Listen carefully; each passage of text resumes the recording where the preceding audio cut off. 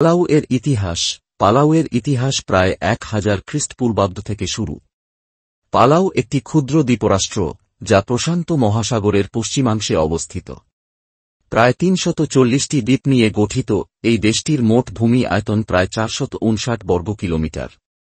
জনসংখ্যা প্রায় 18,000। দাপ্তরিক ভাষা পালাওয়ান ও ইংরেজি।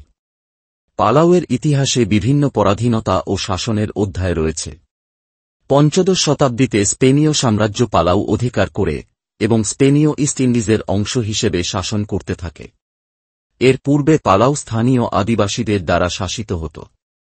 অষ্টাদশ শতাব্দীর শেষের দিকে স্পেন মার্কিন যুক্তরাষ্ট্র যুদ্ধের সময় জার্মান সাম্রাজ্য স্পেনের দুর্বলতার সুযোগ নিয়ে পালাউ দখল করে এবং একে জার্মান নিউ গিনির অংশ হিসেবে শাসন করতে থাকে। দ্বিতীয় বিশ্বযুদ্ধের পর পালাউ মার্কিন যুক্তরাষ্ট্রের তত্ত্বাবধানে আসে এবং 1994 সালে স্বাধীনতা অর্জন করে। বর্তমানে পালাউয়ের জনসংখ্যা প্রায় 21,000, যার মধ্যে প্রায় 2,000 বাংলাদেশি বাস করে। রাষ্ট্রের কোনো নির্দিষ্ট ধর্ম নেই, তবে খ্রিস্টধর্ম প্রধান। প্রায় 75% মানুষ রোমান ক্যাথলিক এবং প্রায় 9% প্রোটেস্ট্যান্ট। বাকি জনগোষ্ঠী স্থানীয় ধর্ম ও অন্যান্য ধর্ম পালন করে।